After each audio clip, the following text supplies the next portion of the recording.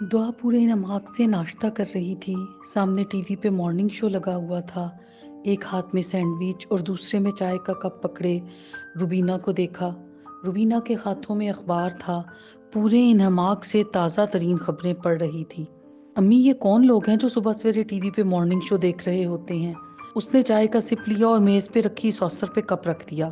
تم جیسے۔ دوسرے ہی لمحے فہد کی آواز آئی۔ دعا نے حیران ہو کر سر اٹھایا۔ چائے کا کپ فہد کے ہاتھ میں تھا۔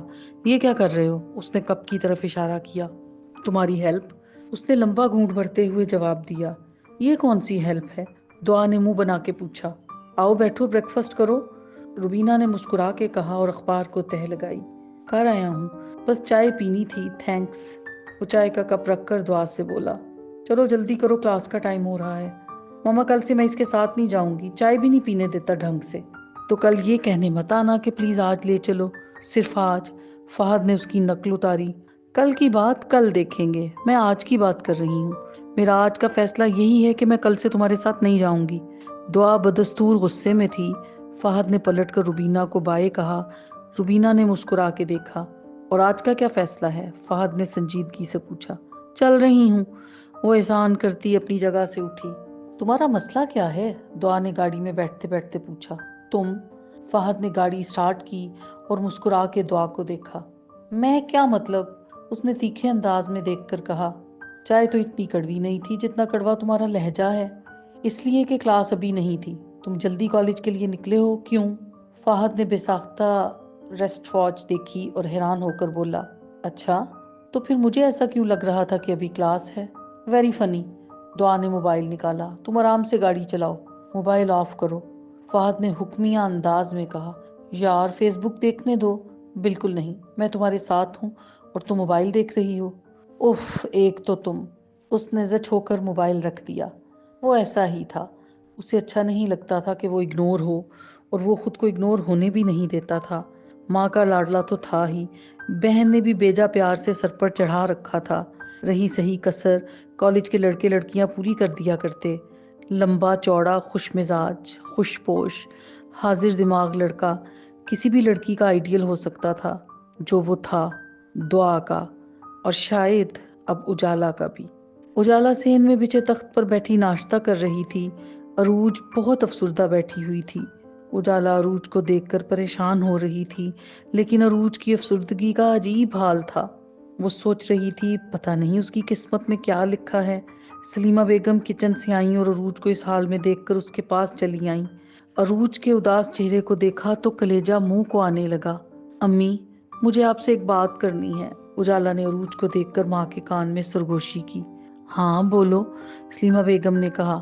آپ آپا کو دیکھ رہی ہیں نا؟ اجالا نے آنکھوں سے اشارہ کیا۔ سلیمہ نے ایک خاموش نظر اس پر ڈالی۔ عروج نے اپنی آنکھیں صاف کی۔ کیا ہم اشر بھائی پر تعویذ نہیں کرا سکتے؟ اجالا نے گہرے لہجے میں پوچھا۔ سلیمہ بیگم نے چونک کر اجالا کی طرف دیکھا۔ ان کی ہمت کیسے ہوئی ہماری آپا کا دل توڑنے کی؟ مجھ سے آپا کی یہ حالت نہیں دیکھی جاتی۔ اجالا نے جیسے انہیں تیش دلایا۔ عروج روتے روتے اندر چلی گئی۔ سلیمہ بیگم گہری سوچ میں گم ہو گئیں۔ آپا کی خوشیوں کے لیے ہمیں کچھ تو کرنا ہوگا امی، اجالا نے دکھ سے کہا۔ جب سے اشر بھائی کے نکاح کا پتہ چلا ہے، آپا بجھ سی گئی ہیں۔ غصہ تو مجھے بھی بہت ہے، جی چاہتا ہے زہرا کا وہ حال کروں کہ دنیا دیکھے۔ صرف غصہ نہ کریں، کچھ کریں۔ اگر انہوں نے آپا کو پریشان کیا ہے، آپ کو بے سکون کیا ہے، تو ان کو سکون کیوں ملے؟ آپا کو رلا کر وہ خوش کیوں رہیں؟ صرف باتیں نہیں بنانی، کچھ کرنا بھی ہے۔ دنیا دیکھے نہ دیکھے، ہم تو دیکھیں گے۔ اجالا نے چائے کا آخری گھونٹ بھرا۔ سلیمہ بیگم نے سنجیدگی سے اجالا کو دیکھا۔ اجالا تو کالج چلی گئی، لیکن سلیمہ بیگم کے لیے سوال چھوڑ گئی۔ انہیں کچھ کرنا تھا، کچھ ایسا کہ زہرا کی 7 نسلیں یاد کریں۔ اتنا بڑا دھوکہ! بالا ہی بالا اس کے بیٹے نے شادی کر لی اور بھائی کے سامنے معصوم بن رہی ہے کہ اسے کچھ پتہ ہی نہیں۔ یہ بات تو سلیمہ سے ہضم ہو بھی نہیں رہی تھی کہ اشر نے ماں اور بہن کو بتائے بغیر نکاح کر لیا۔ رضیہ کو ہنگامی حالات میں بلایا گیا، اس کے ساتھ ساجدہ کا آنا تو لازمی تھا۔ سلیمہ بیگم نے پہلے تو رضیہ کو آڑے ہاتھوں لیا، کیونکہ اس کے دیے تعویذ دھاگوں نے ابھی تک نہ مریم اور رضا کے دلوں میں دوری ڈالی تھی اور نہ زہرا اور سمیع کے دل میں۔ وہ کب تک انتظار کرتی؟ شاید رضیہ ساجدہ کو بطور ثبوت ساتھ لیے پھرتی ہے تاکہ وقت بے وقت وہ گواہی لے سکے۔ اب بھی رضیہ نے ایسے ہی کہا، بتاؤ ساجدہ، تمہارا میاں کبھی اونچی زبان میں بولا ہے تم سے؟ ساجدہ یوں ہنسی جیسے کوئی مسئلہ ہی نہ ہو۔ ایک تعویذ اور بس زبان بند۔ روز روز کی چخ چخ ہی ختم ہو گئی۔ میں تو تنگ آ گئی تھی، ہر وقت میری اماں کہتے ان کی زبان نہیں تھکتی تھی۔ وہ استہزائیہ انداز میں ہنسی۔ مجھے نہیں معلوم کون کس کو کیا کہتا ہے، میں نے ہر وہ عمل کیا ہے جو تم نے کہا ہے، سلیمہ نے رضیہ سے کہا۔ اب میں کچھ کہوں گی تو بنوں گی بری، لیکن میرا اعتبار اٹھتا جا رہا ہے تیرے ڈھونگی بابوں سے۔ توبہ توبہ، کیسی باتیں کر رہی ہو؟ رضیہ نے اپنے گال پیٹے۔ سلیمہ بیگم گہرے استغراق سے نکلیں۔ مجھے ہر قیمت پر زہرہ کو برباد کرنا ہے۔ میرے سینے پہ مونگ ڈل رہی ہے یہ زہرہ۔ جب سے بیاہ کر آئی ہوں اس کمبخت کا بھوت تمہارے بھائی کے سر سے نہیں اترا۔ سارے بھوت اتر جاتے ہیں، کیوں ساجدہ؟ رضیہ نے کہا تو دونوں کمینے سے انداز میں ہنس دیں۔ سلیمہ بیگم خاموش تھیں۔ ان کا کون سا کام ہوا تھا جو وہ ہنستی؟ طے پایا کہ آنے والے دن وہ تینوں پیر صاحب کے پاس جائیں گی، لیکن بدنصیبی کی لکیر ہاتھ میں آ جائے تو سونا بھی مٹی ہو جاتا ہے۔ میانی صاحب قبروں کے درمیان جہاں پیر صاحب سے ملنا تھا وہاں اب کوئی بھی نہیں تھا۔ رضیہ اور ساجدہ کو بہت افسوس ہوا۔ انہوں نے 4 دن پہلے ہی کسی کا کام کروایا تھا، 50,000 ہدیہ اور ایک دیسی بکرا سفید رنگ کا نذرانہ دیا تھا، لیکن اب کسی نے بتایا کہ وہ قریبی جنگل میں چلہ کاٹنے جا چکے ہیں۔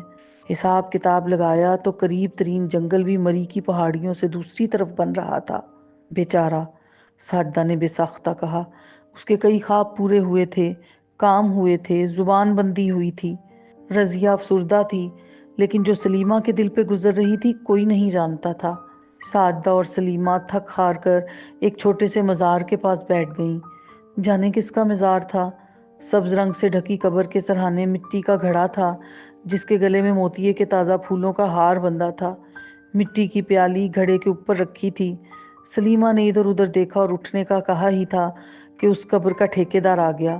تینوں عورتیں جو شکل سے پریشان لگ رہی تھیں انہیں بیٹھا دیکھ کر بہت کڑک لہجے میں بولا، کس کو تلاش کر رہے ہو؟ تینوں کو ایسے لگا کہ جیسے اس نے راز پا لیا ہو۔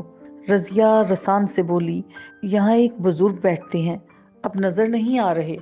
پیر بزرگوں کا پھیرا جوگی والا ہوتا ہے، کب کہاں ملے کیا پتا، اس آدمی نے کہا۔ تینوں نے سر ہلایا اور اٹھ گئیں۔ رکو، اس آدمی نے آواز دی، اگر بزرگوں کی بات ہے تو کل آنا، میں لے چلوں گا۔ تینوں نے ایک دوسرے کو دیکھا۔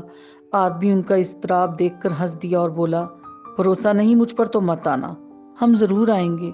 رضیہ بے ساختہ بولی۔ وہ تینوں گھر تو آ گئیں مگر سارے دن کی خواری نے برا حال کر رکھا تھا۔ سر میں درد ہی نہ تھا، پورا جسم نڈھال تھا۔ یہ تو سلیمہ بیگم بھی جانتی تھی، جتنی بڑی مراد اتنا ہی بڑا امتحان ہوگا۔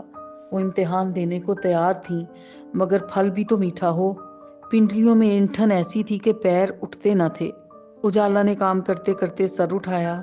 پتہ نہیں کیوں 24 گھنٹوں میں کم سے کم 18 گھنٹے وہ فہد کے خیال میں گم رہتی تھی۔ اس وقت بھی جب پین کا آخری سیاہ سرا سفید دانتوں میں دبا کر وہ مسکرائی تو سلیمہ بیگم بیڈ پر اپنی اکڑی ہوئی ٹانگوں کو آرام دینے کی غرض سے دبانے کی کوشش کر رہی تھیں۔ انہیں اجالا کا ہنسنا بہت برا لگا۔ ہنسو، تم نہیں ہنسو گی تو کون ہنسے گا مجھ پر؟ اجالا نے پین دانتوں سے نکالا، کیپ لگایا اور مسکراتی ہوئی سلیمہ بیگم کے پاس بیٹھ گئی۔ ان کے پیر اپنی گود میں رکھ کر نرم ہاتھوں سے دبانے لگی۔ امی، کل مجھے ساتھ لے جائیے گا، اجالا نے سنجیدگی سے کہا۔ بالکل پاگل ہو، لڑکیوں کا کیا کام ایسی جگہوں پر؟ وہ تنک کر بولی، جتنے مرضی پیروں کے پاس گھوم پھر آئیں، میری قسمت ہی ٹھنڈی ہے۔ دکھیاری عروج نے اپنی قسمت کو کوستے ہوئے کہا۔ سلیمہ بیگم نے لمبا سانس لیا اور مرے مرے انداز میں کہا، مجھے کیوں پریشان کرتی ہو؟ تھک گئی ہوں، سکون لینے دو۔ مجھے کل ساتھ لے کر جائیں گی؟ میں نے بھی پیر عامل بابے دیکھنے ہیں۔ میں نے کبھی نہیں دیکھے، اجالا نے ضد کی۔ سلیمہ نے آنکھیں موندے کہا، فضول باتیں نہیں کرتے، جب گھر بیٹھے کام ہو رہے ہیں تو تم نے ضرور ٹکریں مارنی ہیں، میں ہوں نا تم سب کے لیے، لگانے دو مجھے چکر۔ اجالا واقعی پریشان تھی۔ اس نے سلیمہ کے پیروں پہ مالش کی، پھر گرم کپڑا لپیٹ کر ان کو آرام کرنے کی تلقین کر کے خود اپنے کمرے میں آئی۔ ابھی تکیے پر اچھی طرح سر بھی نہ رکھا تھا کہ ساری کاروائی فلم کی طرح چلنے لگی۔ بہت سے منظر گھوم رہے تھے۔ فہد اور دعا کے گروپ نے جس طرح اس کو بیوقوف بنایا تھا، اسے برا تو بہت لگا تھا، لیکن فہد کی مسکراہٹ نے اس کا غصہ یوں بٹھایا جیسے صابن کی کچی جھاگ۔ شیراز نے کہا تھا، یار مائنڈ نہ کرنا، یہ سینئرز اور جونیئرز کا ایک یادگار بے ضرر چھوٹا سا مذاق ہے جو ساری عمر یاد رہے گا۔ ہم نے تمہارے پرس سے چھوٹا سا پرس جس مشکل سے نکالا وہ تو کچھ ہم ہی جانتے ہیں، لیکن تم سے سوری کرنا چاہ رہے تھے۔ یہ جو ہمیں اللہ میاں نے ایک ضمیر نام کا ہمزاد دے رکھا ہے، اس نے راز فاش کرنے پر اکسایا۔ اور فہد کا منانا بار بار اجالا کے ہونٹوں پہ مسکراہٹ آتی اور دم توڑ دیتی۔ فہد نے کس طرح اس کو لائبریری جاتے جاتے آواز دے کر روکا تھا۔ کوئی بلا وجہ تھوڑی کرتا ہے، آخر دل میں کوئی بات ہوتی ہے، وہ چاہے محبت نہ ہو، کوئی لگاؤ، کوئی انس، کچھ تو ہوتا ہی ہے۔ اجالا نے دائیں طرف کروٹ لے کر بائیں طرف دل پہ ہاتھ رکھ کر شور مچاتی دھڑکن کی آوازیں سنی اور آنکھیں موند لیں۔ اس کے بعد پپوٹے اسکرین کا کام کرنے لگے، خواہشیں منظر بن گئیں اور آرزوئیں منظر کے رنگ۔ یوں بند آنکھیں رنگ برنگے خواب دیکھنے لگیں۔